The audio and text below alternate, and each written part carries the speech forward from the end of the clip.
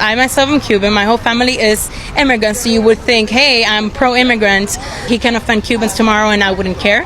As long as my life is better and my peers are enjoying their life as well. What I would like to see is more jobs come up here, less war, a backbone for America, a better immigration policy. My father came here, got us all citizenships from overseas. He had 4 children. He brought us into all those things to give us a better future. Things are haywire. Let's see what we could get done in this go around with Trump. I know tons of people that just came from Cuba 20 years ago, doctors, and they've done their American dream. They've done their due process. I wanted to see Trump back in the White House. And I think people who come here legally, or people who are here and see what is going on with the immigration and how they're giving thousands and thousands of dollars for these people who are coming here, money that they could be spending on the problems that we have in our country. From here? What's here? What country? Was you born here? Was you born here, ma'am? What country was you born in?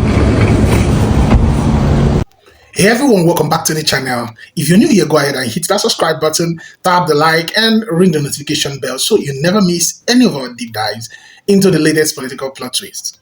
Trust me, today's story, it's one for the history books. Because Miami has a situation, and not the kind from those flashy South Beach reality shows. No, this one is far more real, far more painful, and honestly, far more ironic than anyone expected. Now, Miami Cubans, once some of Trump's most dependable supporters, are now looking around like, wait, this is what we voted for?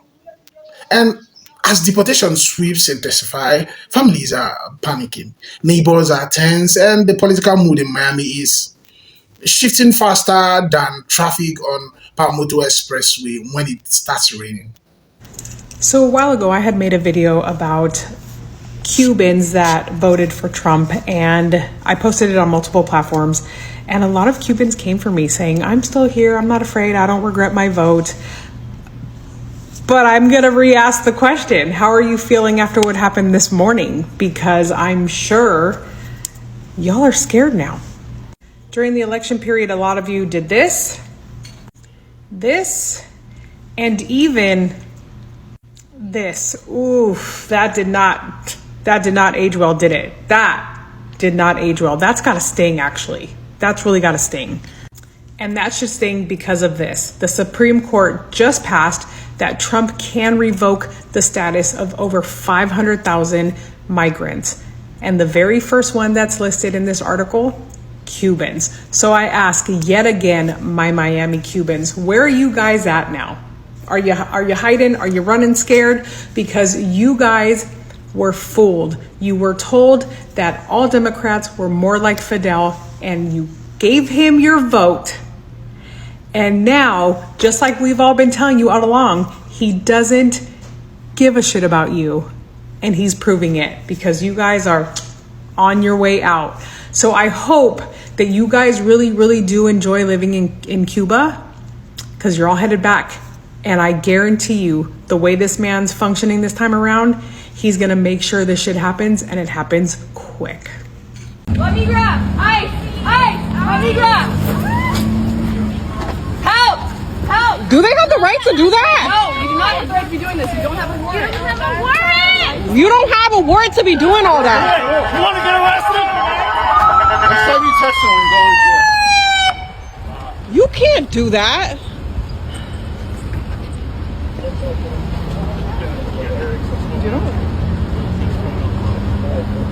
Y'all see this?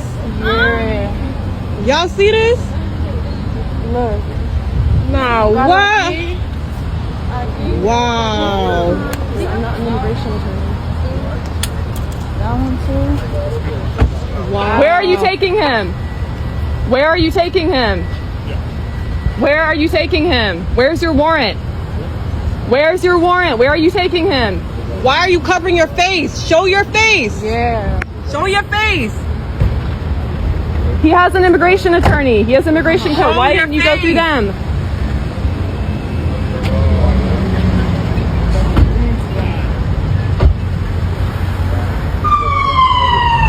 He has children.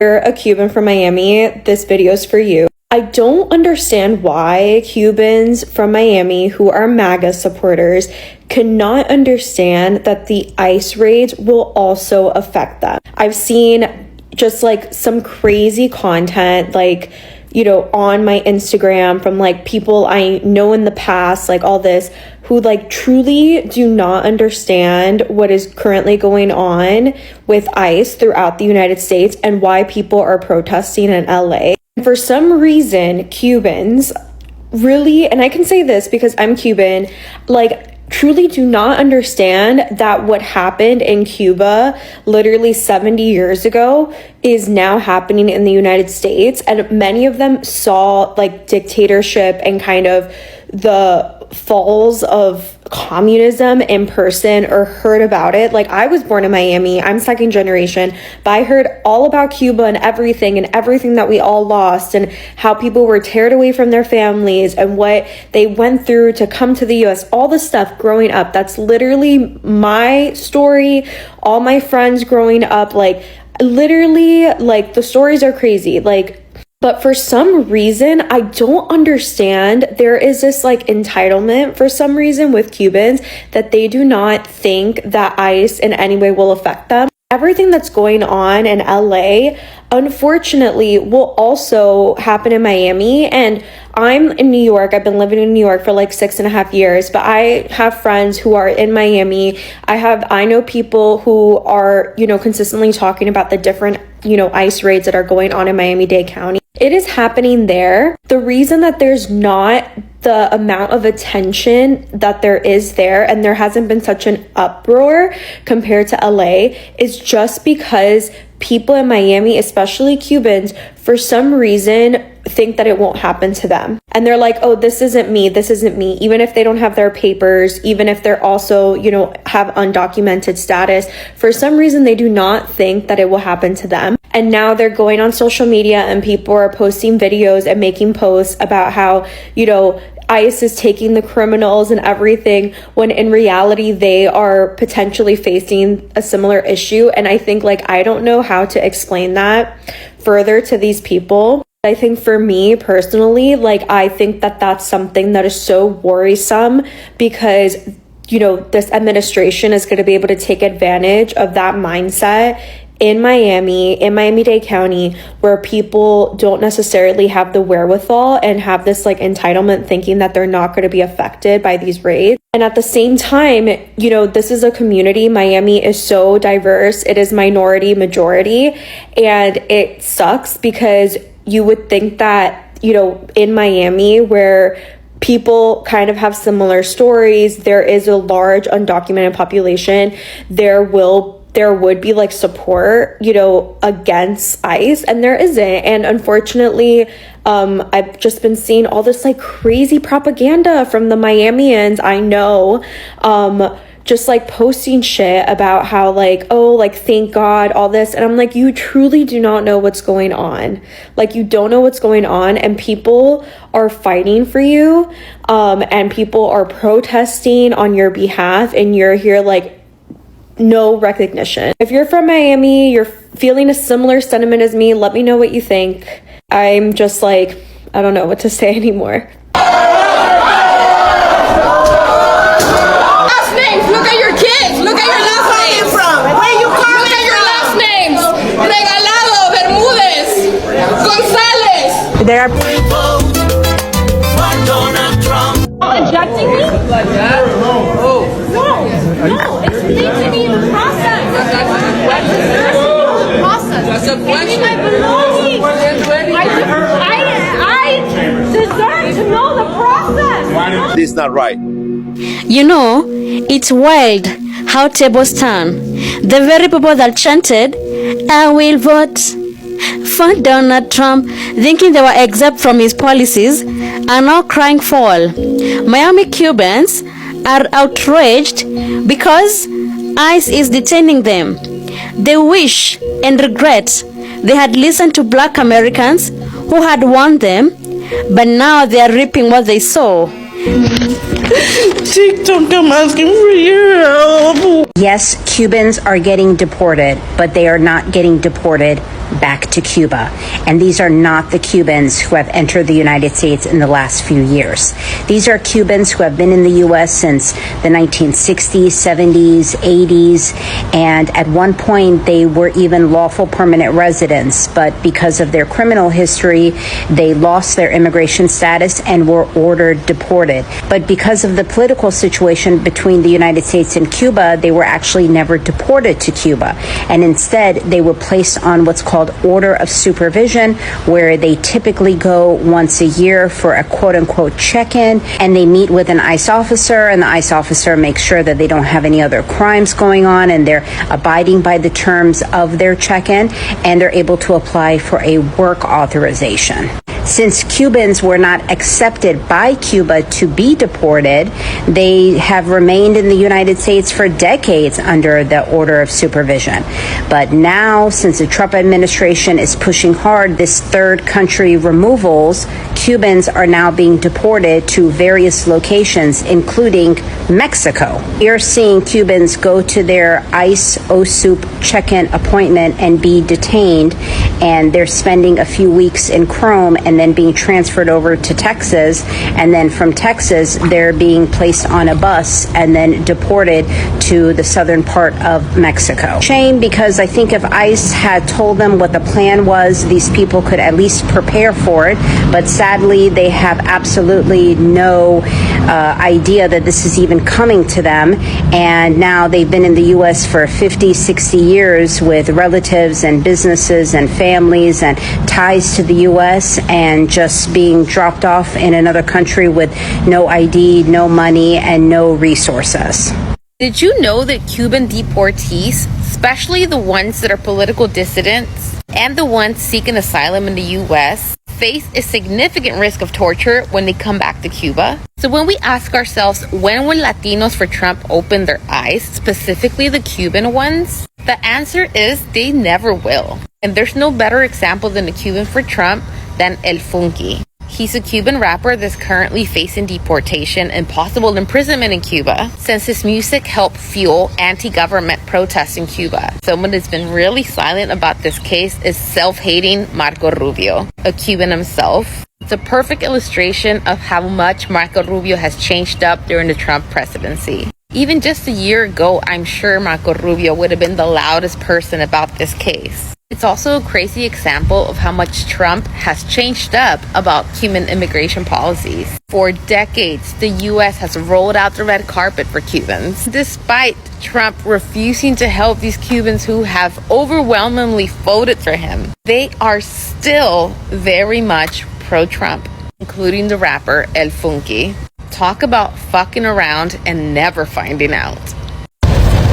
I used to be one of those people way back when that said, you know, if you want to come to this country, that's okay, just come the right way, whatever that means. Honestly, I don't care. I don't care if you have papers or not. It doesn't affect my life in any way. And after learning what our immigration system is like in this country, I don't care if you have papers, ever get papers. My grandparents on both sides, my mom's parents and my dad's parents, fled Cuba shortly after Castro took power, early 60s. And my parents, as far as I knew, were permanent residents forever. They never became citizens. If they became citizens, it's been only in recent years. As far as I knew, they were only permanent residents. Never bothered to get their citizenship. So, and those people, my parents, support this administration. Yeah. So my grandparents fled Cuba, my father's parents, in the middle of the night, and landed in the Florida Keys in the wee hours of the morning, in the early 60s. you know, because Castro was in power and everything that was happening there. They came here, they didn't have papers. They were greeted by the local church that helped them, gave them food, gave them clothing, helped them, you know, get accommodations. And as a result, my parents are here, and I'm here, and my kids are here because of what my grandparents did and went through to get here. So what a hypocritical asshole I would be if I sit here now and say, well, come here the right way, whatever that means. And my story isn't different than most people's, okay? You're here because someone in your family way back when sacrificed and came here for a better life, fleeing something, persecution of some kind, right?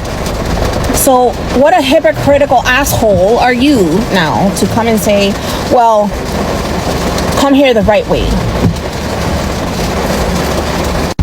So for all you hypocritical assholes out there screaming, deport the illegal immigrants, deport the illegals, you're here illegally, come the right way. You voted for a convicted felon. A convicted felon who has actually pardoned convicted felons because they support him and they're rich. Being undocumented is not illegal. What is illegal and should be illegal, and he should be in prison, is pardoning actual convicted felons.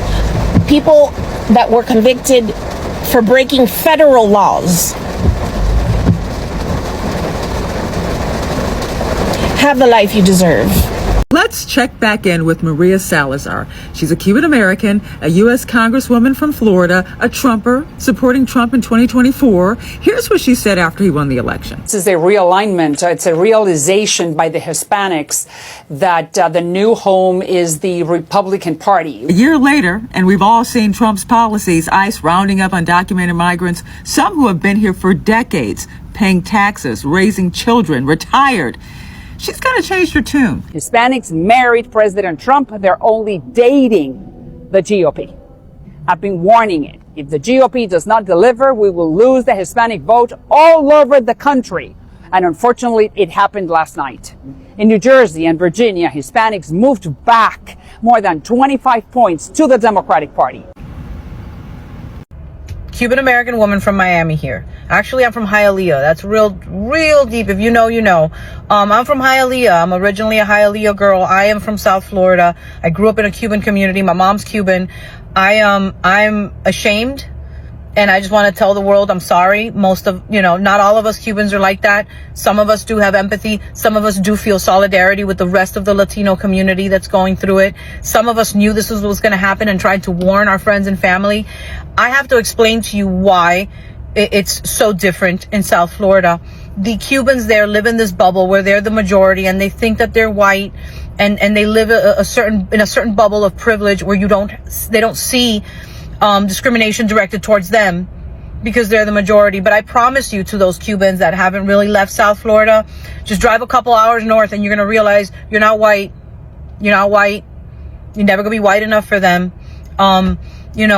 So I'm ashamed. I'm ashamed of your votes. I'm ashamed of those stupid fucking videos I see you posting. You're embarrassing yourselves because, I see those three Doritos later videos, and I can't help but fucking laugh. Sometimes I feel bad. I feel bad because the person getting deported didn't vote for shit.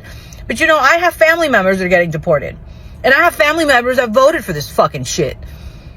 And I'm never going to share a table with them because now you want to feel sorry and now you want to feel bad. Now you see the consequences of your action where our own fucking family's getting deported. It's too little too late. Too little too late. I see some of you crying on these videos saying how you regret your vote. I wish you had thought about it before. But these are the consequences. This is what happens when you don't give a fuck about your other fellow humans. Karma's going to get right back at you. So again, this is an apology video to the rest of the Latino community. Please know, not all of us Cubans from Miami are like that.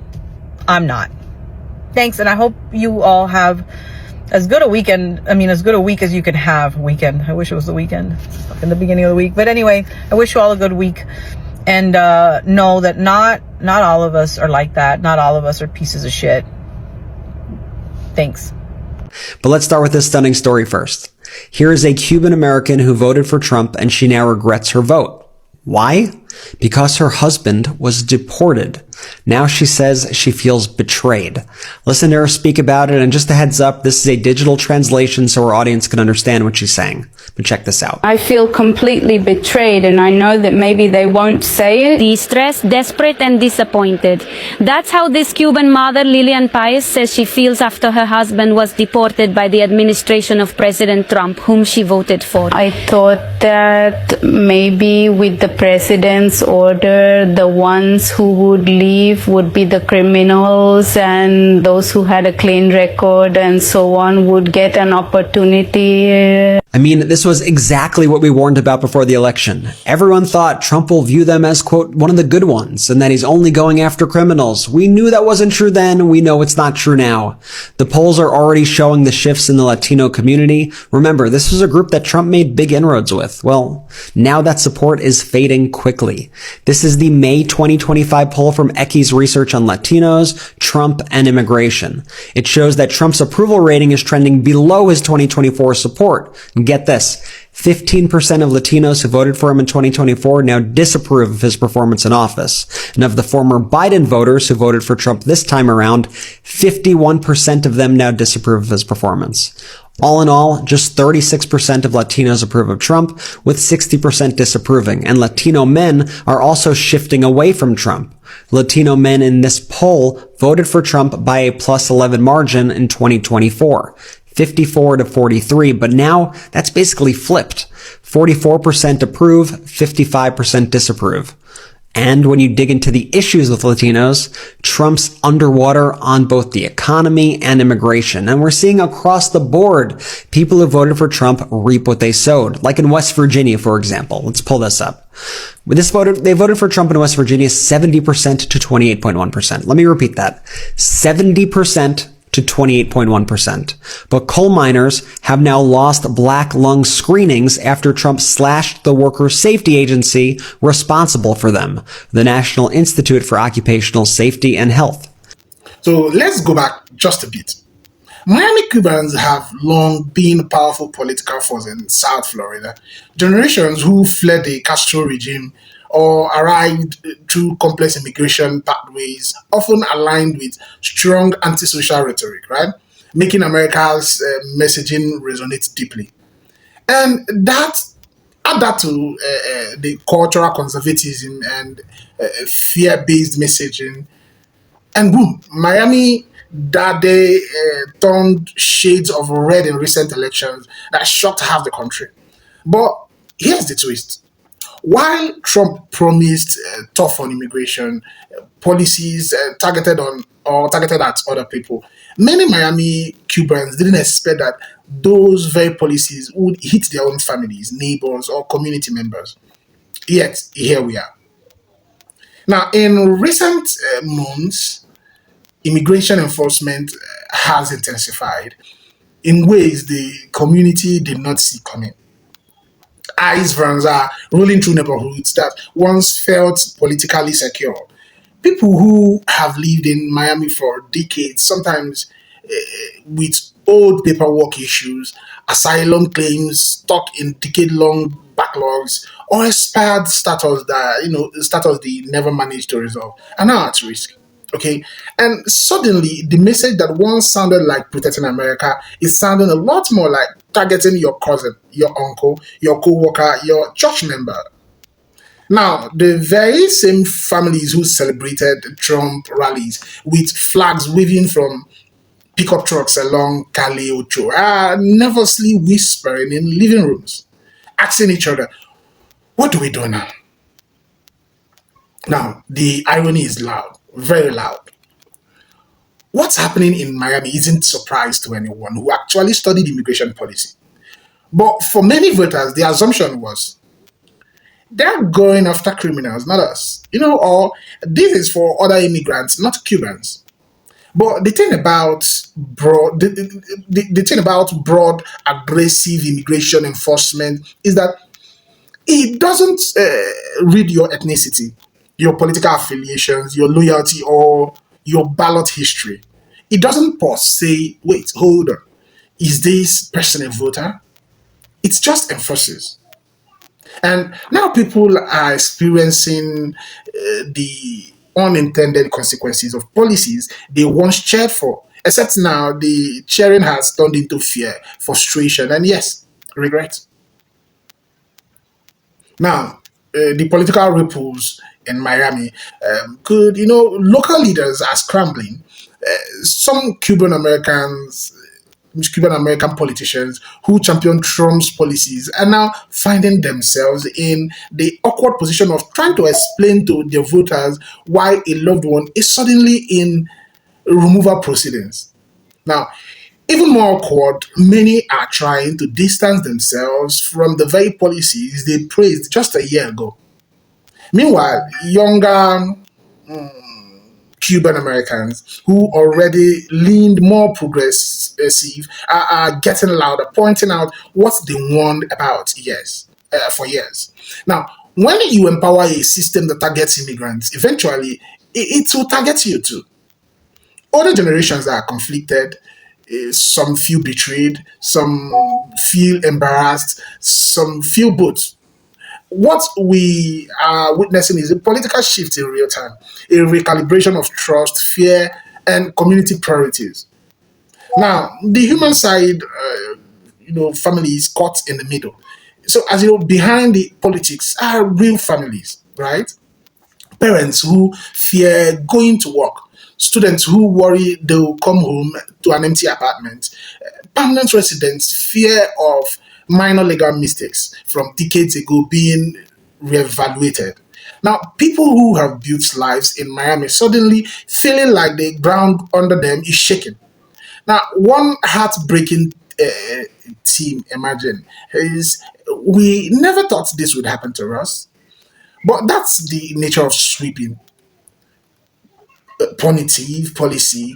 They don't discriminate. They hit everyone they can reach. And when the political machine gets rolling, it rolls right over the communities who believed they were immune. Okay. Now, the larger question is, this isn't about Miami. It's a warning to every immigrant community in America: Cuban, Haitian, Mexican, Venezuelan, Colombian, African, Asian, anyone who thought immigration crackdowns were somebody else's problem. Policies don't care about assumptions. Elections have consequences, real ones. And sometimes those consequences come knocking at your own front door. So, as Miami Cubans reassess their choices, one thing is clear: political loyalty does not buy immunity. And for many, the realization came far too late. So, do you think immigrant communities understand or underestimate the reach of Trump's immigration policies? And should politicians be held accountable when communities that supported them end up being harmed? Is Miami on the verge of a long-term political shift, or is this just temporary frustration? And most importantly, what does this mean for immigration politics moving forward? If you found this eye-opening, make sure you hit the like, subscribe, and drop your thoughts on the comment section. I'll be reading them all. Thanks for watching, and I'll see you on the next video. Credit belongs to original creators.